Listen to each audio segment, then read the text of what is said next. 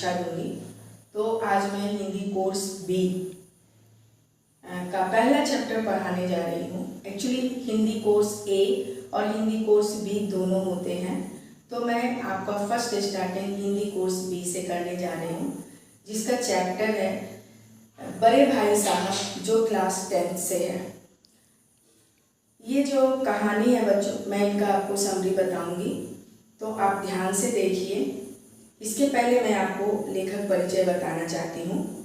बड़े भाई साहब के रचयिता जो हैं, यानी जो लेखक हैं, उनका नाम है प्रेमचंद। और प्रेमचंद से आप लोग भली भांति परिचित होंगे, क्योंकि प्रेमचंद जो थे ना, वो हमेशा सामाजिक घटनाओं पे आधारित ही कहानियाँ लिखते थे। तो चले बच्चों, हम लोग थोड़ा सा पहचान कर लेते हैं अपने लेखक, प्रिय लेखक प्रेमचंद के बारे में। तो चलते हैं। तो बच्चों, मैंने आपको पहले बताया था कि हम लोग अभी हिंदी कोर्स बी के लिए जो चैप्टर है बड़े भाई साहब, तो बड़े भाई साहब के पास जाने से पहले हम लोग प्रेमचंद के बारे में पढ़ेंगे, जिन्होंने बड़े भाई साहब लिखा है। और मैं आपको पहले भी बताई हूँ कि जो प्रेमचंद हैं, वो सामाजिक घटनाओं पे अपनी कहानियाँ लिखते थे, ताकि लोग जान सके कि आखिर समाज में कौन कौन सी घटना घटती है और उससे हमें क्या सीख मिलती है। तो इनका जन्म जो हुआ था 31 जुलाई 1880 को बनारस के करीब लम्ही गांव में जन्मे थे प्रेमचंद। और इनकी भी जो जीविका थी वो मजबूत नहीं थी। इसी के लिए वो अपने आजीविका के लिए स्कूल मास्टरी, इंस्पेक्टरी, मैनेजरी करने के अलावा इन्होंने हंस माधुरी जैसी पत्रिकाओं का संपादन भी किया था। उसके बाद इनकी प्रमुख फेमस जो प्रसिद्ध कृतियाँ थी उपन्यास, वो इस प्रकार थी: गोदान, गबन, प्रेमाश्रम, सेवा सदन, निर्मला, कर्मभूमि, आप यहाँ देख सकते हैं, रंगभूमि, कायाकल्प, प्रतिज्ञा और मंगलसूत्र, ये थी। तो चले अब हम आ, पाठ में चलते हैं। इस कहानी में दो भाइयों की कहानी बताई गई है और ये लेखक हैं की ही मेन कहानी है। तो जो लेखक बोल रहे हैं, जो उनके भाई थे उनसे 5 साल बड़े थे और वो बहुत अध्ययनशील व्यक्ति थे। उनकी उम्र 14 साल थी और जो लेखक थी उनकी उम्र 9 साल थी। उनके जो बड़े भाई थे वो हॉस्टल में रहते थे, उन्हीं के साथ वो भी रहने आए थे।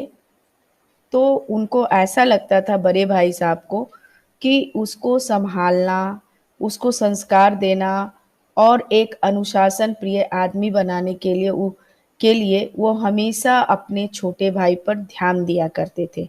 ये ऐसा माना जाता है कि जन्मसिद्ध वो अधिकार समझते थे कि मैं उनको अच्छी तरह से समझा सकूं। और वो इतने अध्ययनशील थे उनके बड़े भाई कि हमेशा किताबों से ही लिपटे रहते थे। उन्हें खेलना कूदना उतना पसंद नहीं था। और उसके बाद भी वो अगर अपना इंटरटेनमेंट बोलते हैं ना बच्चों, मनोरंजन भी करते थे वो, तो किताबों के जरिए ही करते थे। और वो किस प्रकार करते थे, यहाँ पे देखिए आपका लिखा हुआ है।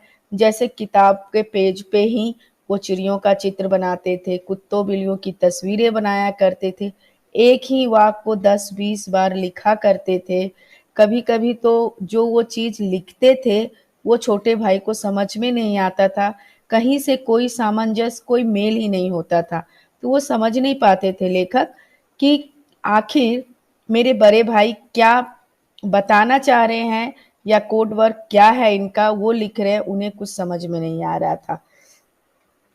लेकिन जब बड़े भाई से छिप छिपा के लेखक बाहर खेलने चल जाते थे तो और लौट के आते थे, तो उनको अपने भाई का सामना करना पड़ता था और हमेशा एक ही आवाज उनको सुनाई देती थी।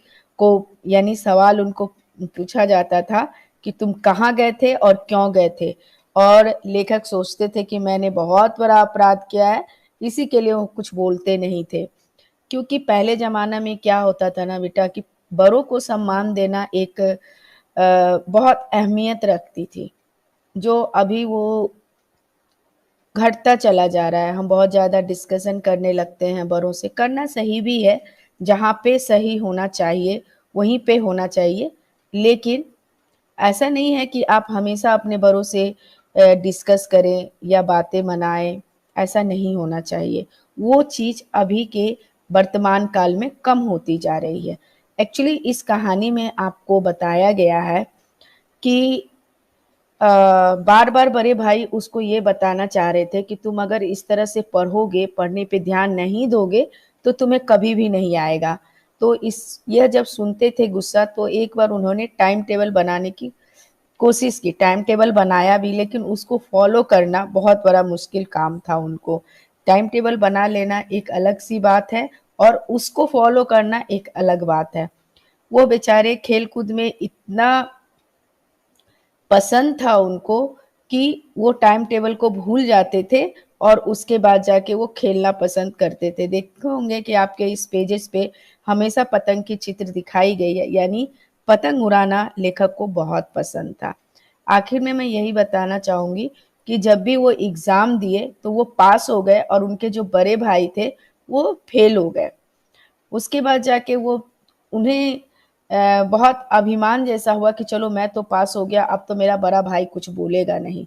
लेकिन जो बड़े भाई थे उन्होंने अपना फर्ज निभाया और उसके बाद जाके फिर उनको फिर से वो सोचते थे क्या मेरा भाई नहीं मुझे कुछ बोलेगा, लेकिन ऐसा नहीं होता था। फिर वो याद दिलाते थे कि हो सकता है तुम इतना नसीब वाले हो कि पास हो गए, हो सकता है ऐसा कि नेक्स्ट टाइम से तुम पास नहीं हो पाओगे, लेकिन ऐसा कुछ भी नहीं था। दूसरे बार भी एग्जाम आई, एनुअल एग्जाम जो बोलते हैं, सालाना इम्तिहान आई, और वो फिर से पास हो गए लेखक, और उनके बड़े भाई साहब फिर से फेल हो गए। इस कहानी में एक्चुअली यही बताने की कोशिश की गई है बेटा कि हमें सिर्फ किताबों से जकड़े नहीं रहना है। और जो सीबीएसई है आपको यही सिखाता है, ओवरऑल ज्ञान होना चाहिए आपके पास। और आज के फील्ड में आप जिस क्षेत्र में जाना चाहते हैं उसमें आप अगर पारंगत हैं, आप में वो टैलेंट है, तो आपको कोई भी नहीं रोक सकता है। यही चीज इसमें दिखाने की कोशिश की गई है, जो कि पहले जमाने में चाहे टीचर होते थे, चाहे पेरेंट्स होते थे यानी अभिभावक, वो सिर्फ ये सोचते थे कि अगर बच्चा दिन रात किताब लेके बैठा हुआ है तो वो पढ़ाई कर रहा है और वो अव्वल होगा और वो अपने मकसद को प्राप्त करेगा। लेकिन ऐसा अभी नहीं है। आप जिस क्षेत्र में स्मार्ट हैं, जिस क्षेत्र में आपके टैलेंट है, आप उसमें आगे बढ़ सकते हैं। तो यही चीज यानी इस कहानी में है कि शिक्षा के साथ साथ हमें हर चीज का ज्ञान होना चाहिए।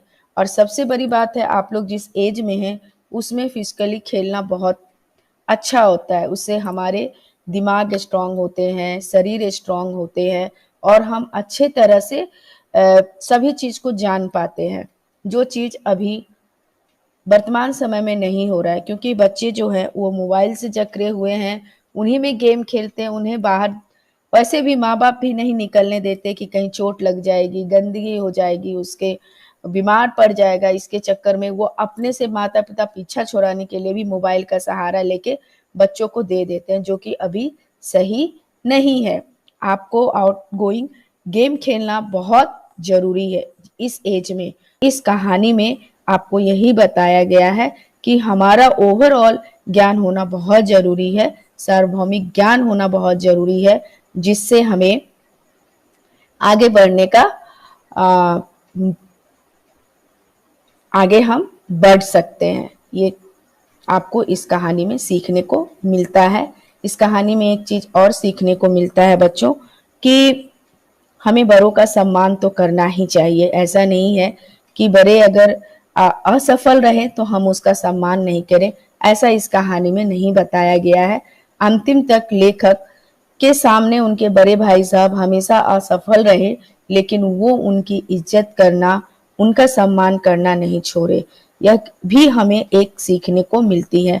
देख सकते हो आप लोग लेखक कितना खेलने में मग्न है और उन्हें खेलना कितना पसंद है। तो अभी की जो शिक्षा पद्धति हो गई है वो बहुत ज्यादा अच्छी हो गई है। बच्चे को जिस क्षेत्र में ज्ञान होता है उसी क्षेत्र में आगे बढ़ने का भी उन्हें ज्ञान दिया जाता है। तो ये कहानी आपको यहाँ पे समाप्त होती है। मैंने आपको पहले भी बताया था कि मैं आपको समरी बता रही हूँ, तो ये समरी आपको खत्म हो गया है। इससे रिलेटेड जो इम्पोर्टेंट क्वेश्चन है, जो लॉन्ग क्वेश्चन आंसर आपका आता है, वो नेक्स्ट टाइम मैं आपको यानी अगले वीडियो में मैं आपको समझाने की कोशिश करूंगी। आशा करती हूँ आप लोगों को समझ में आ गया होगा। धन्यवाद।